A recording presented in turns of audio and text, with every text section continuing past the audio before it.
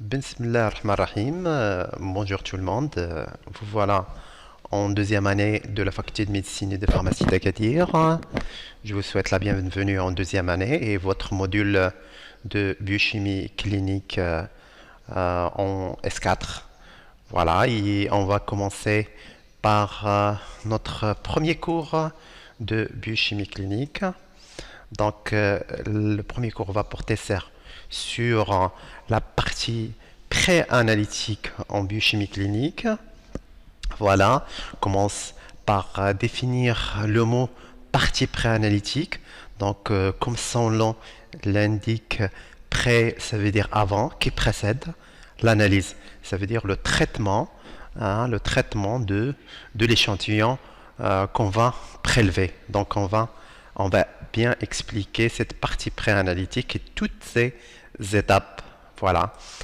Donc pour ce cours, on a dressé comme deux objectifs généraux. Le premier objectif, c'est de sensibiliser les étudiants en médecine sur l'importance de la partie pré-analytique. Et puis le deuxième objectif, c'est de connaître les différents types de prélèvements. D'accord? Donc, comment les prélever, comment les acheminer jusqu'au laboratoire où le traitement de la partie pré-analytique va continuer. Donc, et pour traiter cette question, voilà, on va adopter le plan suivant. On va faire une introduction générale sur la partie pré-analytique. C'est quoi la partie pré-analytique? Où ça se situe dans le circuit de traitement de l'échantillon? Et puis, on va voir les différents types de prélèvements. On ne va pas voir tous les prélèvements, mais les prélèvements les plus demandés en biochimie clinique ou les plus prescrits en biochimie clinique. Voilà, on va commencer par les deux prélèvements sanguins les plus utilisés, la ponction veineuse et la ponction artérielle. Et puis les différents liquides de ponction. Donc on a le liquide céphalorachidien, le liquide pleural, le liquide broncho-alvéolaire, le liquide d'acide, le liquide articulaire. Et le meilleur reste à la fin. Donc pour les urines, c'est un prélèvement très simple, mais il demande il demande de respecter certaines règles. C'est un prélèvement aussi qu'on demande, très demandé en biochimie, l'un des prélèvements les plus fréquents en biochimie, l'un des prélèvements qu'on traite le plus en biochimie. Voilà, et puis on va conclure.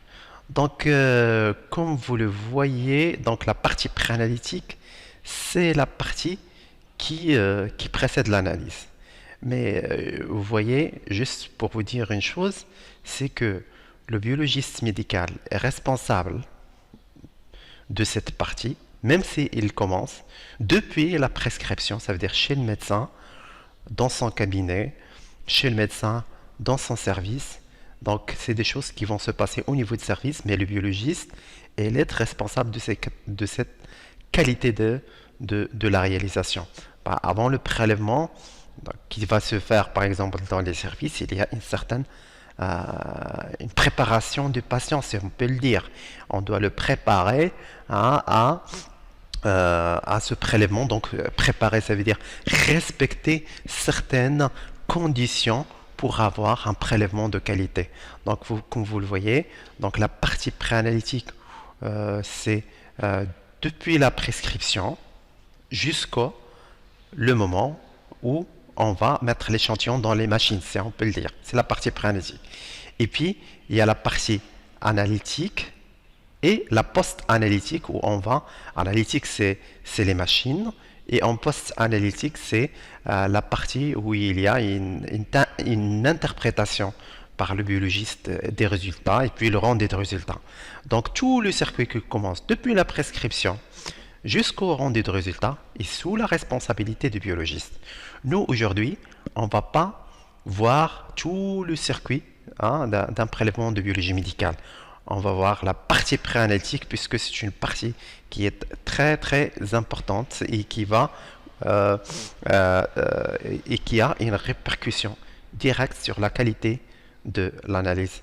Donc de toute façon, Pourquoi? Parce qu'en fin de compte, on doit maîtriser ces différentes parties pour avoir un résultat de bonne qualité et fiable. Voilà, que le médecin il est satisfait et que le résultat il reflète euh, à 100%, oui, il reflète fidèlement, si on peut le dire d'une manière fidèle, ce que d'une manière fidèle, ce qu'il voit sur la clinique, par exemple, ou avec, et ça concorde avec la clinique, concorde avec, les résultats concordent avec la clinique, les résultats de biologie concordent avec les autres, hein, les autres, si on peut dire, investigations demandées. Donc voilà, donc il faut respecter les différentes parties. Alors on revient à la partie préanalytique. La partie préanalytique, c'est quoi? C'est depuis la prescription. Donc voilà, vous allez chez un médecin et il va vous prescrire des analyses selon la clinique, selon ce qu'il voit. Et puis après la prescription, soit vous passez chez l'infirmière ou directement dans un service, dans un cabinet, pour le prélèvement. Mais avant les prélèvements, il y a une certaine préparation de patient. Donc, ce que vous connaissez plus, je pense, c'est de respecter un jeûne de 8 heures minimum. Voilà. Et puis, il y a d'autres conditions, d'accord, pour réaliser un prélèvement. Et puis, il y a l'acte de prélèvement. J'ai bien souligné l'acte de prélèvement parce que c'est là où on peut avoir vraiment beaucoup d'erreurs de la partie préanalytique. Voilà, c'est le mot erreur de la partie préanalytique, ce sont de la terminologie biologique qu'on utilise dans le laboratoire. Erreur de la partie préanalytique. Voilà, donc transport, on va transporter le prélèvement. Ici, le transport, il faut le respecter. Il y a, comme on va le voir, il y a des prélèvements qui sont urgents, par exemple comme la troponine qu'on va voir, et des prélèvements. Pour la plupart des prélèvements, il faut respecter les fameuses 2 heures. Voilà, il faut pas que l'échantillon va traîner. Et puis il y a la réception et triage. On va réceptionner. Donc, quand on va réceptionner au niveau du laboratoire, si le prélèvement a été fait au niveau du laboratoire, donc le triage se fait après le prélèvement. Il a été fait en dehors des laboratoires, dans les cabinets ou dans les services, on va faire une réception en notre point de réception et on va trier. D'accord? Et la réception, peut-être, on va voir est-ce que c'est conforme, est-ce que c'est non conforme. Voilà. Et puis on va trier, donc en fonction des stations qu'on a dans le laboratoire. Il y a euh, par exemple, certains échantillons qui nécessitent un pré-traitement, on va le faire. Et il y a une partie une partie de sang, une partie d'urine qu'on va conserver. Voilà, c'est ça les étapes de la partie préanalytique. Une fois qu'on aura l'échantillon, on peut commencer notre analyse. Voilà. Donc, comme vous voyez, la partie préanalytique, surtout, il y a la partie où il y a toute une partie qui est réalisée en dehors des laboratoires et une partie qui est réalisée au niveau de laboratoire. Donc, pour avoir un prélèvement de qualité et pour avoir un résultat de bonne qualité et fiable, il faut, et je le répète, une collaboration des différents acteurs de santé. Il faut avoir ce qu'on appelle dans le langage de qualité une organisation du processus métier. C'est en général, on fait des contrats clinico-biologiques pour déterminer qu'est-ce qu'on doit faire chacun. Qu'est-ce qu'il va, on va décrire les tâches, qu'est-ce qu'il faut faire. Donc les cliniciens, donc pour avoir au niveau de leur service, qu'est-ce qu'ils vont faire pour avoir un prélèvement de qualité. Et les laboratoires, qu'est-ce qu'ils doivent faire pour avoir un prélèvement de qualité. Voilà. 50%, et là je vais dire, et comme on va le voir, la partie préanalytique, c'est une partie cruciale, une partie importante, et une partie où il y a l'intervention de plusieurs acteurs. Si on revient par exemple sur le schéma, vous voyez, il y a le médecin, il y a l'infirmier ou l'infirmière, il y a les personnes qui vont transporter, et puis il y a le laboratoire. Dans la partie analytique, la partie post-analytique, ça se passe au niveau de laboratoire. Ici, il y a plusieurs intervenants et c'est pour cela il y a beaucoup d'erreurs. Donc, si on arrive à maîtriser la partie préanalytique, on aura, comme je viens de le dire, un résultat de bonne qualité et fiable. Le médecin est content, le patient est content, le biologiste est content. Voilà. Donc, attention à cette partie préanalytique. Je dis et je le répète, 50% des erreurs de diagnostic sont liées aux variables préanalytiques. Voilà. Alors, on passe à la ponction veineuse. Voilà, je ne vous cache pas. Bon, les erreurs, c'est toujours, on est dans la partie préanalytique, on est dans la partie prélèvement. Donc, on est arrivé à la partie prélèvement. Donc, il y a la prescription, puis préparation de malade, et puis le prélèvement. Donc, les erreurs dues à une technique de prélèvement imparfaite sont supérieures aux coefficients des variations des analyses elles-mêmes. Donc, ce que je veux dire par là, on a toujours, si je vais répéter sur le même échantillon, je vais le mesurer plusieurs fois. D'accord? On aura une variation dans on n'aura pas le même résultat exact. Il y a une petite variation, d'accord, entre les différentes mesures. Mais les erreurs dues à une technique de prélèvement imparfaite sont supérieures à ce qu'on appelle les coefficients de variation des analyses elles-mêmes. Parce que, voilà, ça dépend. C'est ce qu'on appelle, nous, la reproductibilité des résultats. Voilà, c'est un résultat. On va refaire le résultat par le même technicien et sur le même appareil plusieurs fois. On aura des résultats qui sont reproductibles et on calcule le coefficient de variation. Mais les techniques, donc les erreurs de réalisation sont supérieures en général au coefficient de variation. Voilà, donc on est dans l'étape de prélèvement. Comment prélever? Donc avant le prélèvement, une chose est très importante, s'assurer de l'identité du patient.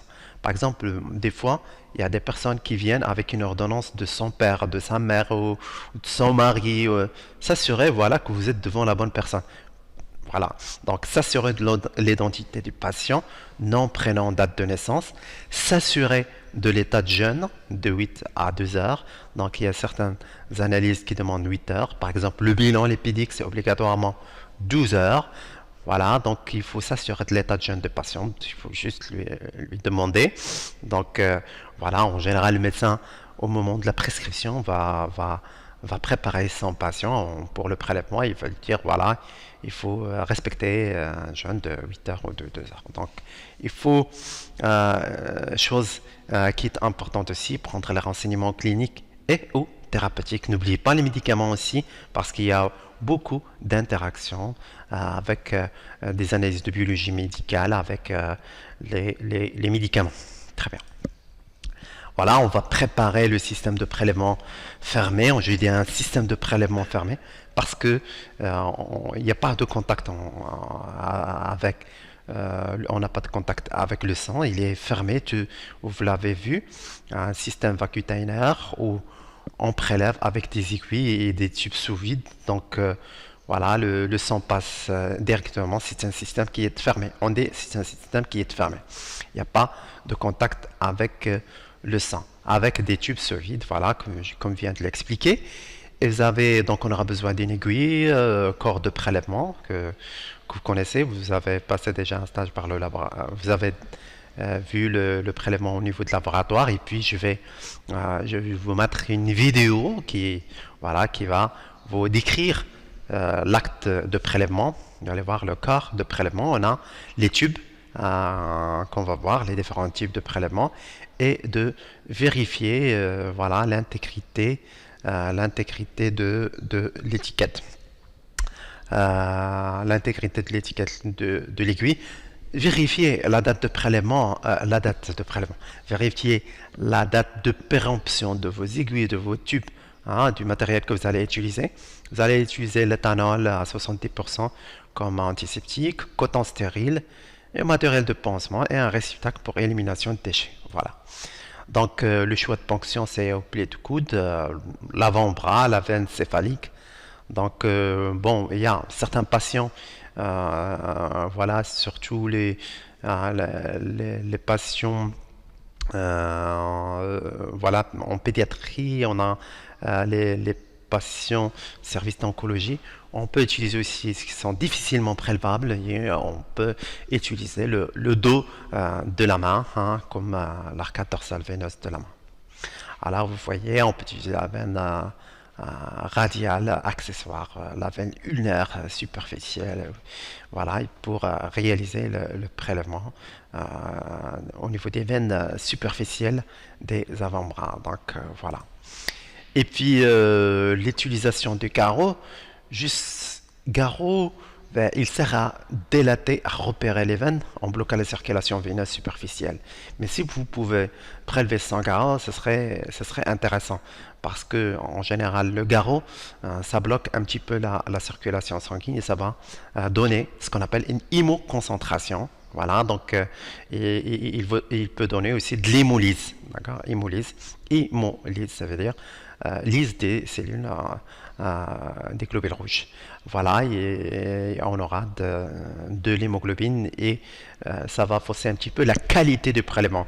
Voilà, et une chose est très importante, placer le garrot à 10 cm du site pardon, de la ponction, c'est très important parce que pour éviter hein, tout ce qui est, c'est une zone qu'on vient de désinfecter et en général le garrot, on va l'utiliser pour plusieurs patients, donc pour éviter la contamination.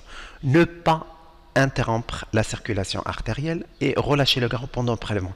Il faut vous arriver à avoir la veine, il faut relâcher. Voilà. Donc le garrot, donc attention, ne sert qu'à prendre la veine et ils peuvent provoquer ce que je viens de dire, une hémoconcentration et de l'hémolyse. Voilà, désinfecter soigneusement le site de ponction et ne jamais palper après. Hein, une fois désinfecté, ne palper pas après et enlever la protection verte ou noire de l'aiguille et tendre la peau pour faciliter la pénétration de l'aiguille et immobiliser la veine. Je vais vous introduire l'aiguille à un angle d'environ 15 degrés, un angle est très utile. Pour plus de détails, voir la vidéo que je vais vous mettre directement dans le cours. Voilà, et on va prélever avec des tubes sous vide. Bien. Maintenant, ce qu'il faut respecter, c'est d'introduire le tube étiquette vers le bas pour voir le jet de sang. Hein. Desserrer ou retirer le garrot, toujours dans le prélèvement, dès que le sang pénètre dans le premier tube. Ne retirer le tube que lorsque l'écoulement de sang va cesser. Et on va homogénéiser le tube et introduire les suivants. Donc, voilà, vous allez voir, il y a dit qu'on homogénise certains tubes et on ne va pas homogénéiser d'autres, non. Il faut homogénéiser tous les types de prélèvements, d'accord. Et homogénéiser, c'est un schéma avec des mouvements en 8, voilà, comme ça, plusieurs fois, des mouvements en 8, donc c'est des mouvements qui sont doucement, donc il ne faut pas c'est pas des mouvements avec une grande vitesse, ça va provoquer de l'hémolyse parce que c'est les cellules, et comme vous le savez, les globules rouges, c'est des sacs à hémoglobine et ils sont facilement altérables, donc avec des mouvements très brusques, ça va provoquer de l'hémolyse. Donc c'est, voilà, homogénéiser. Pourquoi on va homogénéiser? Pour faciliter le contact avec l'anticoagulant, s'il y a un anticoagulant. Mais même aussi un tube sec pour augmenter et pour accélérer la coagulation. Voilà.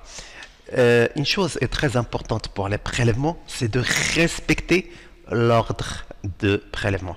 Donc toujours, on prélève en premier lieu. Si on a des flacons d'hémoculture, on n'est pas concerné, c'est pour les microbiologistes. Sinon, c'est un tube sec en verre, hein, sans gel, d'accord, c'est en premier, et puis un tube citraté. Le tube citraté, comme vous le connaissez, c'est les tubes d'hémostase. D'hémostase, hein. Citrate, il contient un anticoagulant, citrate de sodium. Et puis les tubes secs avec gel. Tubes secs avec gel. Donc, on des tubes secs, ça veut dire, le mot sec, ça veut dire qu'il ne contient pas un anticoagulant.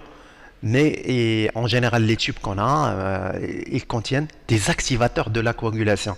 En fait, la coagulation, ça dure, si on a un tube sec, on ne va pas l'utiliser sur place. Il faut attendre 1 heure minimum.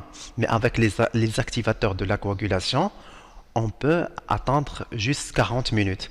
Donc ces activateurs de la coagulation, ils vont accélérer la coagulation et on va attendre que 40 minutes.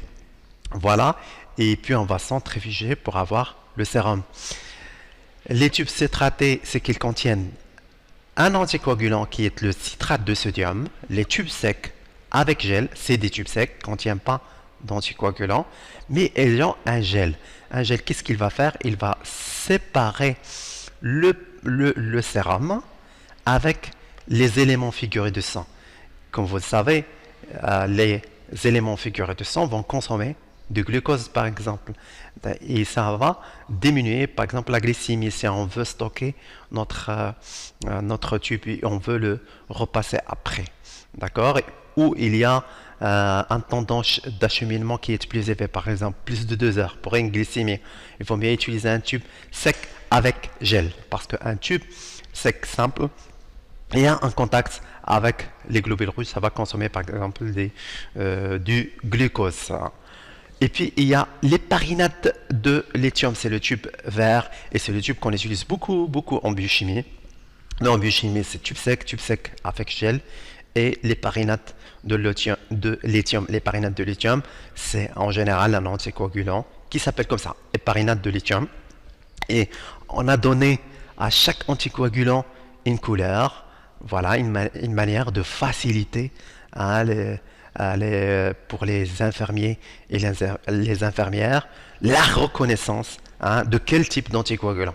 Quand vous voyez un tube rouge, ça veut dire tube sec. Quand vous voyez un tube, voilà, je dirais bleu, citraté, citrate de sodium. Quand vous voyez un tube jaune, ça veut dire c'est avec gel.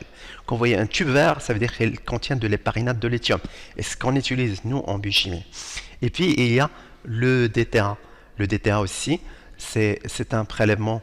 Le DTA, c'est un anticoagulant. Éthylène d'éthyl tétraacétate. Et c'est un anticoagulant qui conserve les cellules. Elle a un rôle dans la conservation des cellules et c'est pour cela qu'elle est très utilisée en hématologie, dans les NFS, dans la numération formule sanguine.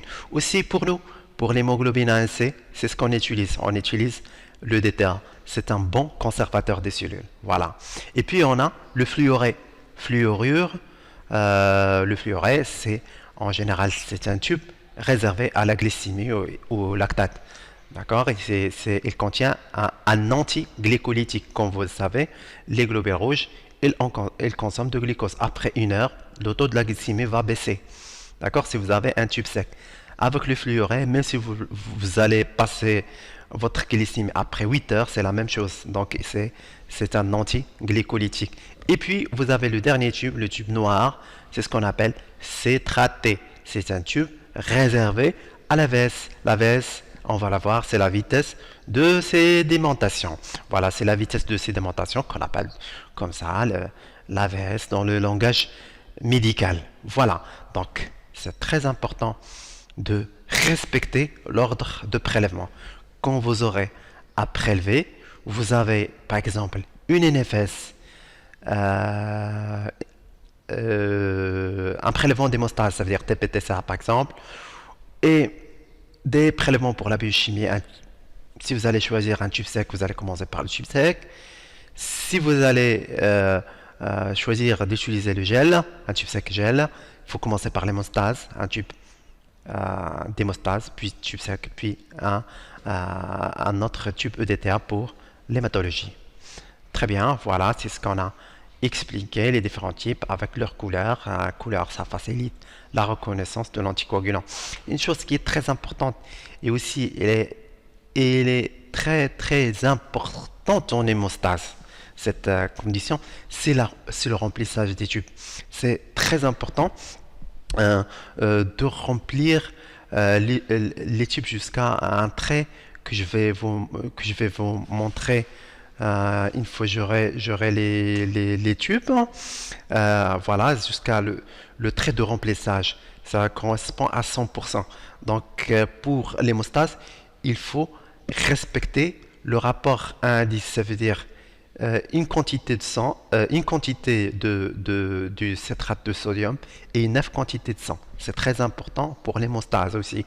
Et puis pour les vitesses de sédimentation, le tube que vous avez vu, le tube noir, il faut respecter le rapport 1 à 5. Ça veut dire une quantité de sang et 4 quantités, une quantité de citrate de sodium et 4 quantités pardon, de sang. Voilà. Donc ce rapport il est très important dans la qualité des analyses. Et on peut avoir des erreurs, on les appelle comme ça en biologie médicale, des erreurs de la partie préanalytique dues au non-remplissage des tubes.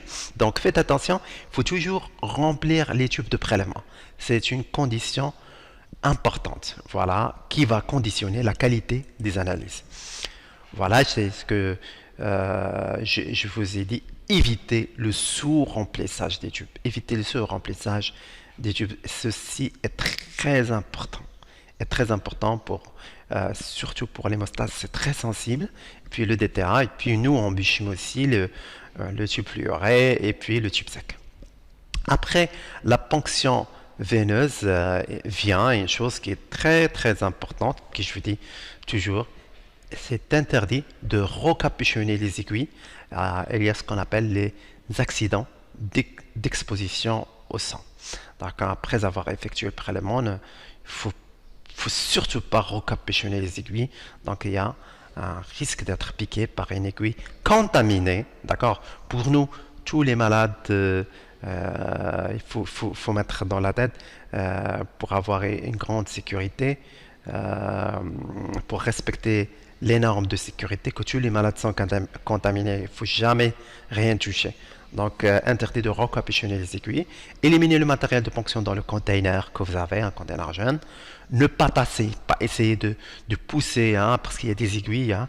Poser un pansement, et voilà. Et identifier le tube de prélèvement et viser la fiche de demande d'analyse.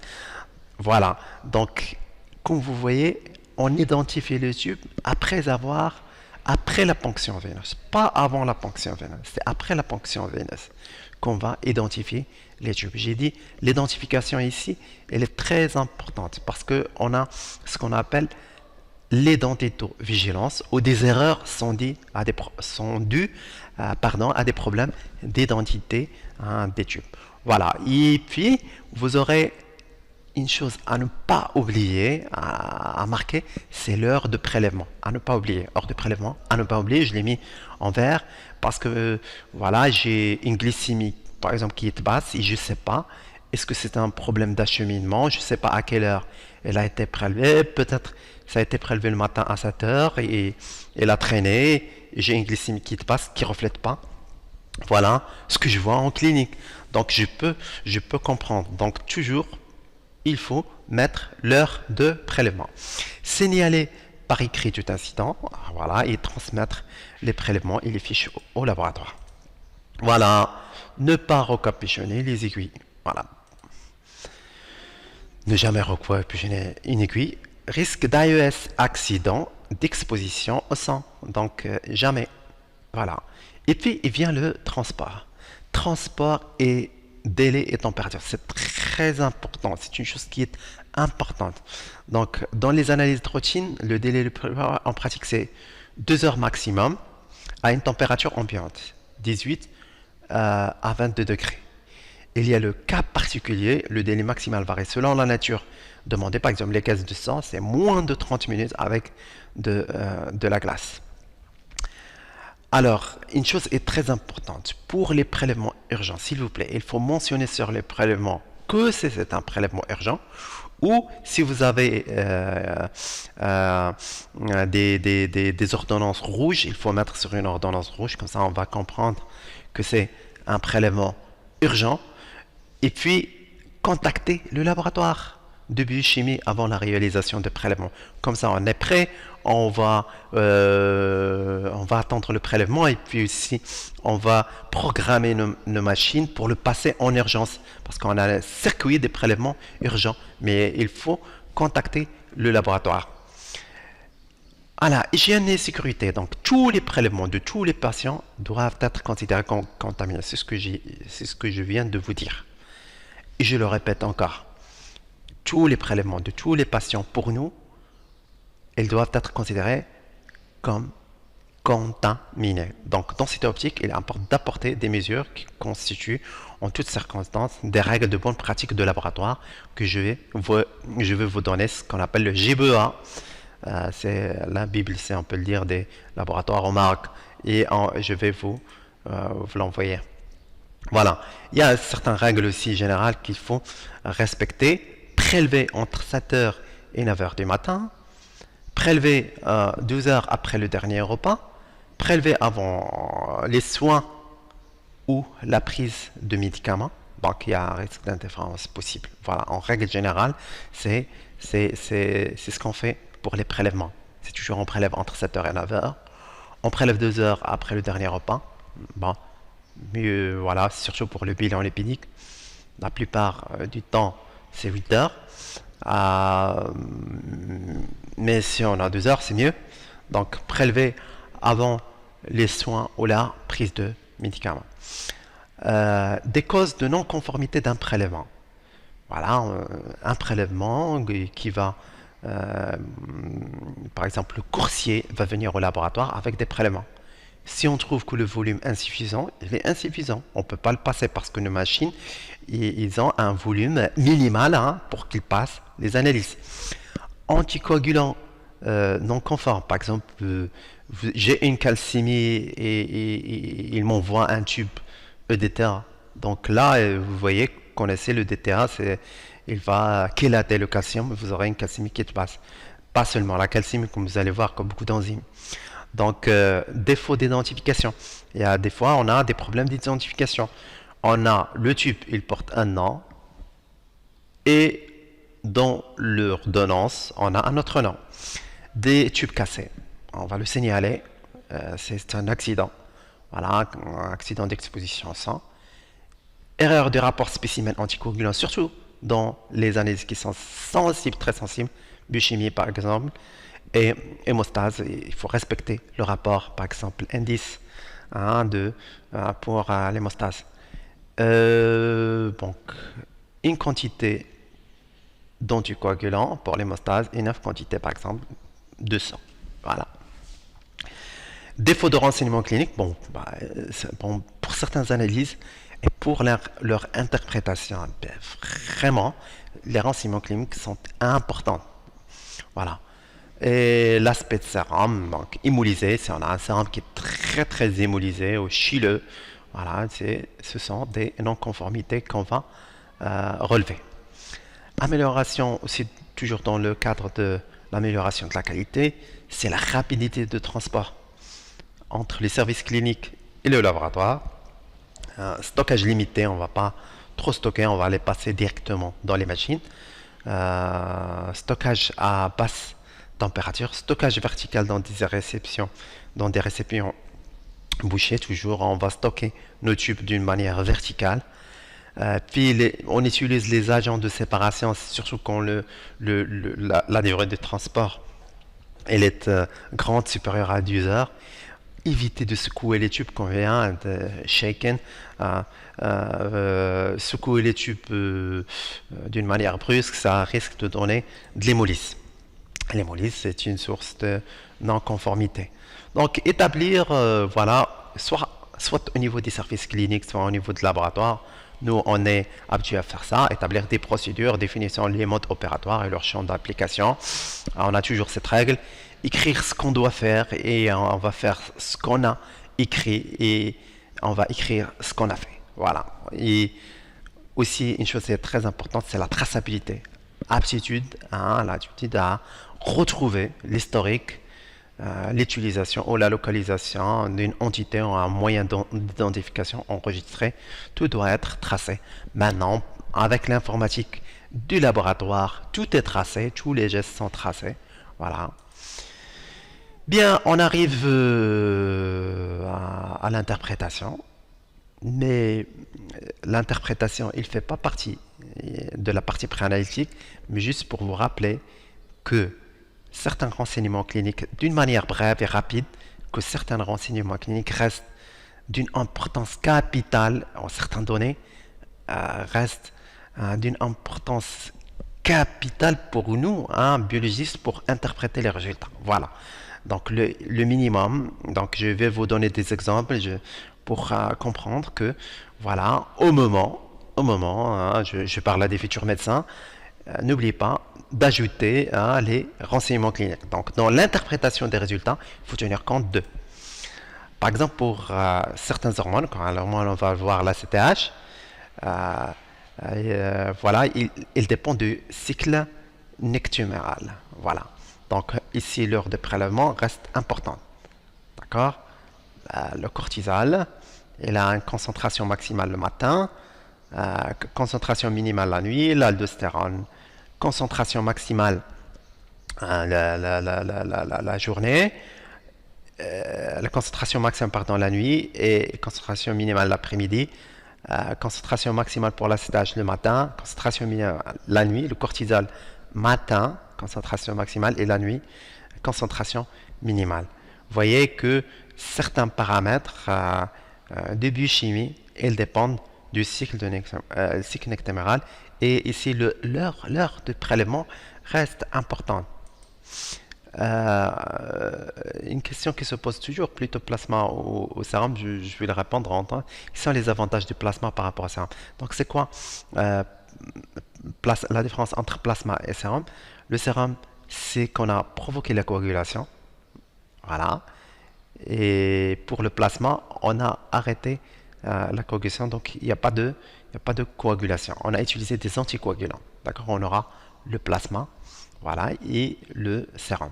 Donc l'avantage du plasma, c'est que il va nous éviter l'attente de la coagulation. J'ai dit l'attente de la coagulation, c'est minimum 40 minutes avec des activateurs de la coagulation. Donc on ne peut pas le traiter sur place. Si on va le traiter sur place, on aura des fibres.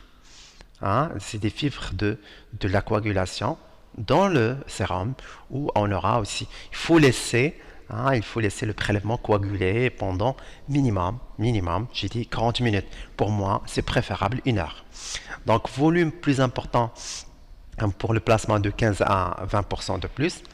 Absence de phénomènes résiduels, comme je viens de le dire, les fibres, de phénomènes résiduels de la coagulation et réduction des risques d'hémolyse. Limite des anticoagulants, c'est que, par exemple, l'héparine, elle inhibe les réactions antigènes à anticorps. Il inhibe l'attaque polymérase. Les fluorures, l'oxalate, ils sont inadaptés à certaines techniques enzymatiques. Voilà. Facteurs, on continue par l'interprétation. C'était les facteurs liés au patient, le sexe. Voilà, il faut toujours mettre le sexe des patients. Donc c'est très important, surtout maintenant vous allez me dire les noms, mais on a maintenant au Maroc des noms comme Jihad qui peuvent être portés par un garçon comme ils peuvent être portés par une fille. Voilà, il faut mettre le sexe. Donc les stéroïdes sexuels, LH et FSH, donc cycle chez la femme. Le fer et la ferritine, 20 à 30% plus basse chez la femme. Hein. Surtout la ferritine, elle est plus basse. Et puis certains paramètres qui dépendent du sexe, l'acide urique, la créatine, on va le voir. Et puis l'âge, c'est très important. D'accord? On voit, est-ce que on est, par exemple, la phosphatase alcaline est très élevée chez les enfants. D'accord? C'est en période de croissance. Et puis, il y a beaucoup de paramètres qui sont liés à l'âge et qu'on va voir. Donc, il faut mettre l'âge. Puis, la cigarette, et bon, pour la cigarette, bon, les gens qui fument, ils ont de l'hémoglobine un petit peu élevée, ils ont des globules blancs qui sont élevés, la carboxyhémoglobine aussi élevée, donc ils vont il faut mettre, voilà, c'est un patient fumeur. L'alcool, il y a des effets aigus et chroniques sur l'absorption, sur certains paramètres de laboratoire, comme la gamma GT par exemple. Est-ce qu'il est alcoolique? Pas. La posture, beaucoup d'analyses, elles dépendent de la position. Position debout, fuite de l'eau des compartiments intravasculaires volumineux et diminution des volumes. Le garrot, vous voyez, je veux dire que le garrot, vous voyez qu'il peut, le prélèvement avec le garrot, on va voir que certains paramètres dépendent beaucoup de l'hémolyse, comme la latte, les séquins. Les médicaments, il y a certains médicaments, par exemple les diurétiques et les électrolytes, la phénétoïne, pour certains traitements, il faut les mentionner. D'accord, c'est votre patient et les sous traitement. Voilà, et puis l'hémolyse, donc plusieurs paramètres qu'on va voir, ils dépendent de l'hémolyse. Vous voyez, l'hémolyse faible, moyen et ici l'hémolyse très fort. Bien, on passe maintenant à la ponction capillaire. Donc la ponction capillaire, pardon, on va l'utiliser dans des cas délicats au laboratoire. Ça concerne en général les nourrissants, les enfants et pour les veines difficiles. Mais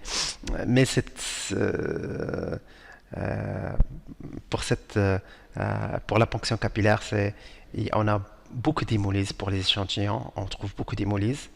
Et puis, il faut avoir une centrifugeuse pour séparer les éléments du sang, du sérum ou du plasma, la centrifugeuse qu'on utilise. Il faut avoir une centrifugeuse adaptée à ces tubes, c'est des petits tubes, voilà, pour les prélèvements capillaires. Voilà, la ponction plantaire aussi qu'on peut le faire. C'est mélange de sang des artérioles, des vénules et capillaires, des fluides interstitiels et intracellulaires. Exemple, bon, chez le nouveau-né, glycémie capillaire ou ainsi de suite. Voilà, on peut utiliser aussi pour la biochimie métabolique, pour avoir un dry blood spot, DBS. On peut faire voilà, une ponction plantaire, voilà,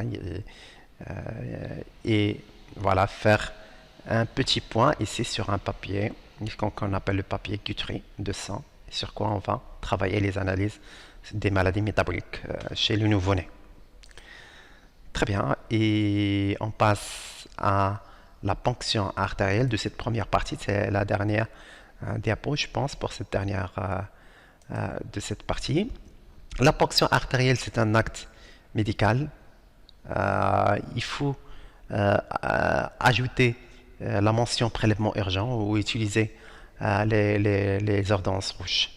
Voilà, c'est très simple, bon, c'est des seringues éparinées avec une capacité de 2,5 ml, millilitres, je veux dire, avec des éparinates de lithium lyophilisé, avec des pré-réglages, se remplit automatiquement sous la pression artérielle.